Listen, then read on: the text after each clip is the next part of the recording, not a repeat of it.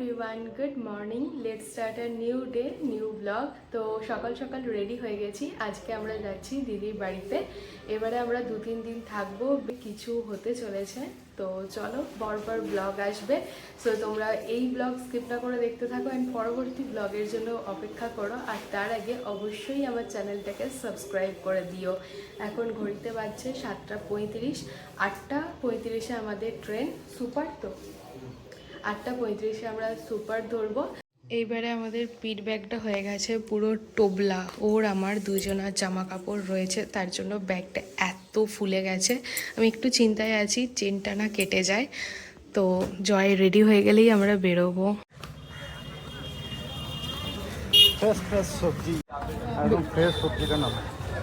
তাহলে এখন কি বাসি?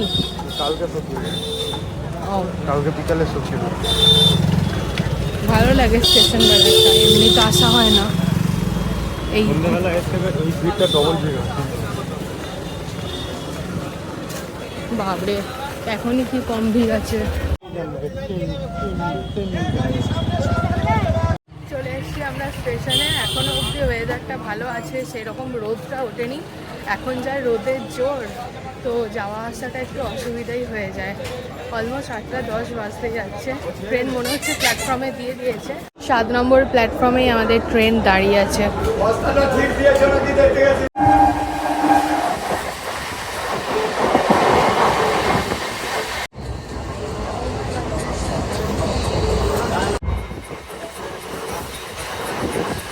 ট্রেনে যেতে যেতে এত রকম কিছু দেখা যায়, সব তো ক্যাপচার করা পসিবল হয় না। এখানে ট্রেনটা বেশ কিছুক্ষণ দাঁড়িয়েছিল, তাই ভাবলাম এই ফল গাছটার একটা ক্যাপচার করি। আমি জানি না এটা কি ফল, দেখতে বেশ অন্যরকম লাগলো।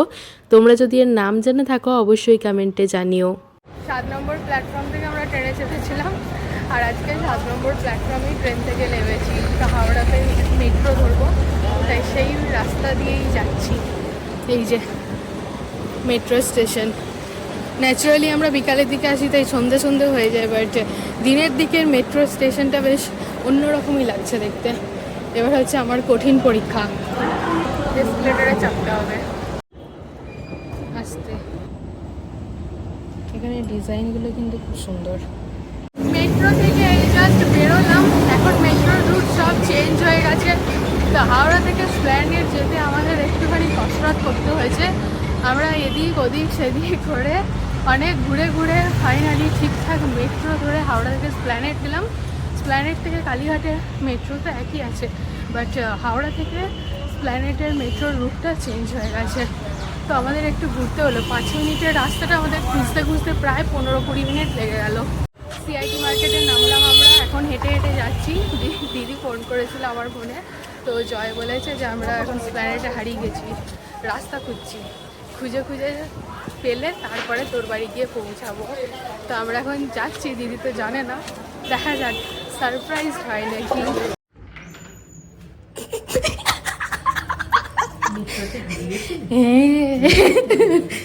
তখন টোটো করছি, কিন্তু সত্যি হারিয়ে গেছি।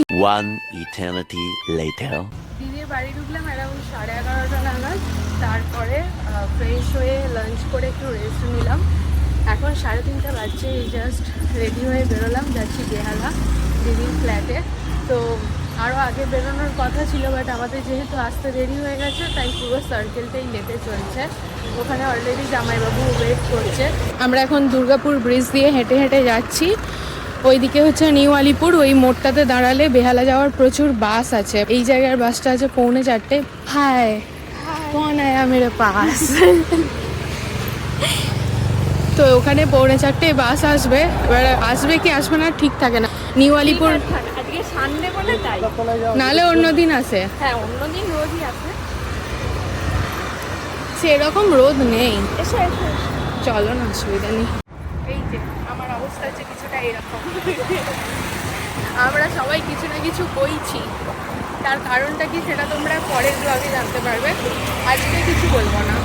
চলে এসছি আমরা ফ্ল্যাটে। জামাইবাবুর দোকান বন্ধ হয়ে গেছে, তাই ডাইরেক্ট ফ্ল্যাটেই যাচ্ছি।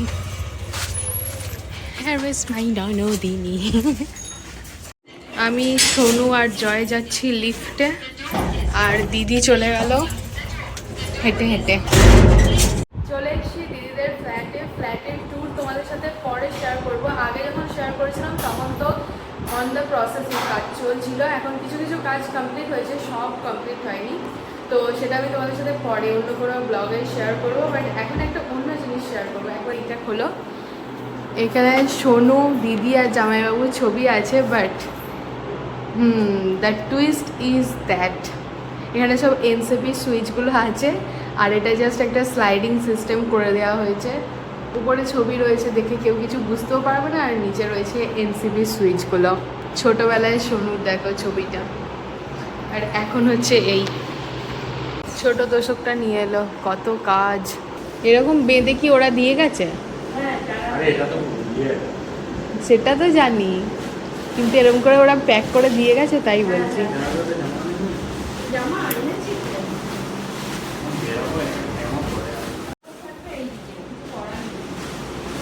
দক্ষিণ দিকে মাথা করে শোবে, এদিকে তাহলে অসুবিধা নেই।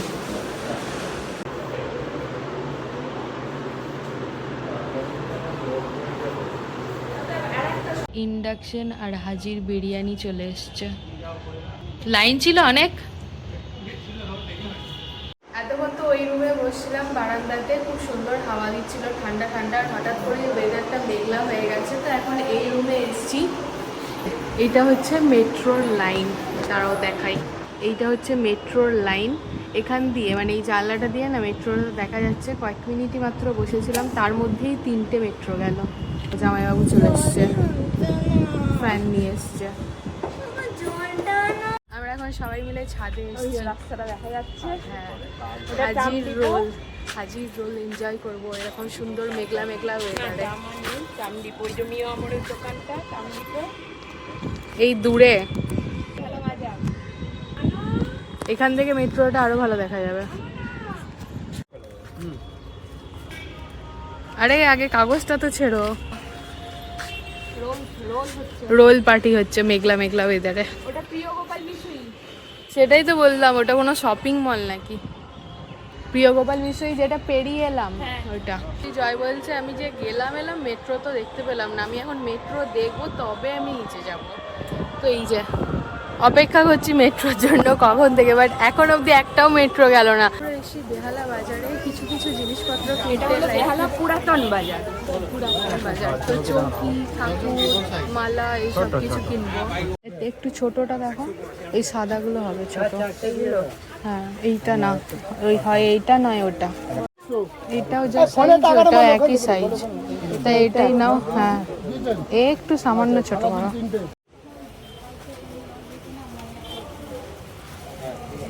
আমরা আগে দেখান একটু। সাইজটা একটু দেখবো।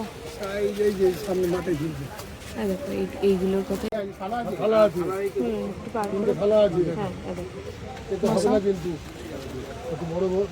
হবে না।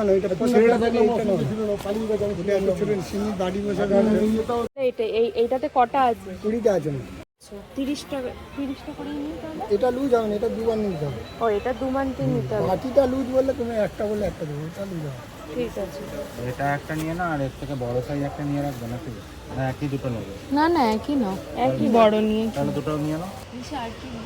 এইগুলোই তো ছিল। এই ফ্রেমটা নেবে। এই ফ্রেম বলতে এই ফ্রেমটা। ফ্রেম গোল্ডেন বলছো? গোল্ডেনটা না, লালটা একটু কেমন এরকমই সব। তাহলে এটাই না, নাকি না হলুদ ফুলটা নেবে। হলুদটা বেশি ভালো লাগছে। হলুদ ফুল।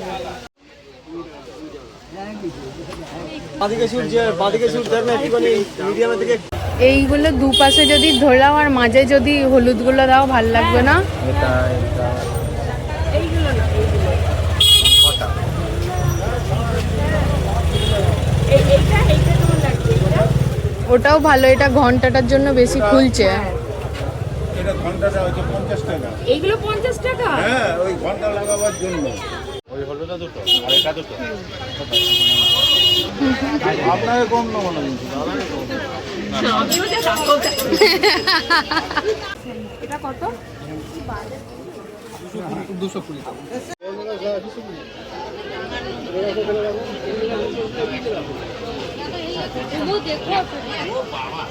অন্য কিচ্ছু হবে না?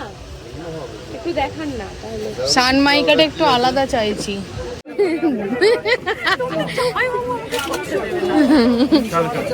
আপনার বাড়ির ওপরের জন্য নেবে বলছে।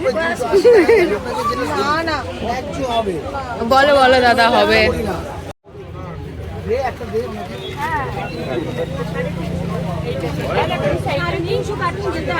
হুম হুম হুম।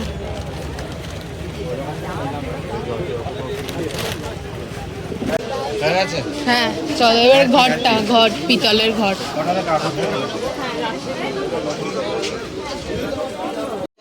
সাইজ এটার মুখটা বড়।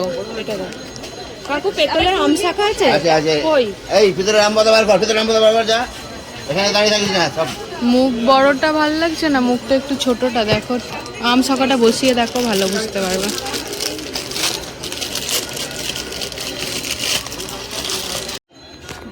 এটাই বেশি ভালো লাগছে, মুখটা ছোট যে। দাঁড়াও একবার আম শাখা বসা। আমাদের তো ভিতরে আমি তো এদিকে কেউ ধরেনি মনে হয়। এর বড় তো লাগবে না, এইরকমই তো লাগবে। এবার ভিতরে ঢুকে গেছে কেন? ও কাকু, হ্যাঁ আম শাখাগুলো একটু ওঠা না, এত এই যে গোড়াটা সরু কেন? এই তো খুলে যাবে এটা, ও কাকু প্রেস করে দেবে, খুলে যাবে। এই যে খুলে যাবে, খুলে যাবে।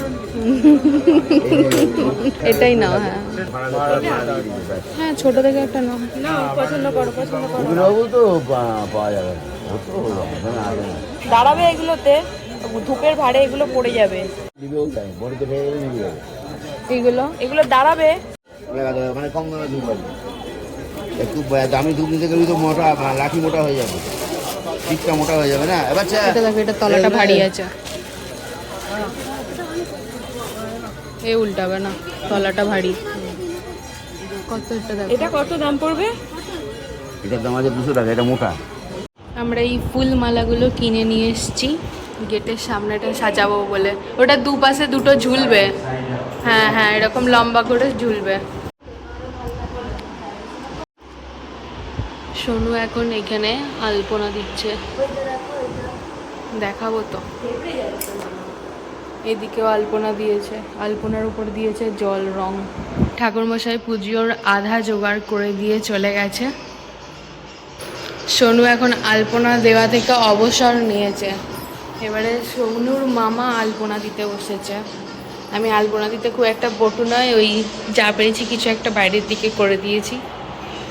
এই আমার বরের আর ধৈর্য নেই, গোল্লা গোল্লা করে কী সব পাকাচ্ছে। এখন বাজছে ঘড়িতে 9:05 আর আমরা এখন ফ্ল্যাট থেকে বেরোচ্ছি, যাব বাড়ি, গিয়ে ফ্রেশ হব, খাওয়া দাওয়া করবো। তো আজকে প্রচণ্ড টায়ার্ড। এই ব্লগটাকে এখানেই এন্ড করে দিচ্ছি। যদি কিছু ভালো লেগে থাকে তাহলে please do like, share and subscribe. কমেন্টে জানিও ব্লগ দেখতে তোমাদের কেমন লাগলো। আবার আসবো নতুন ভিডিও নিয়ে। সো চলো ততক্ষণে টাটা, বাই।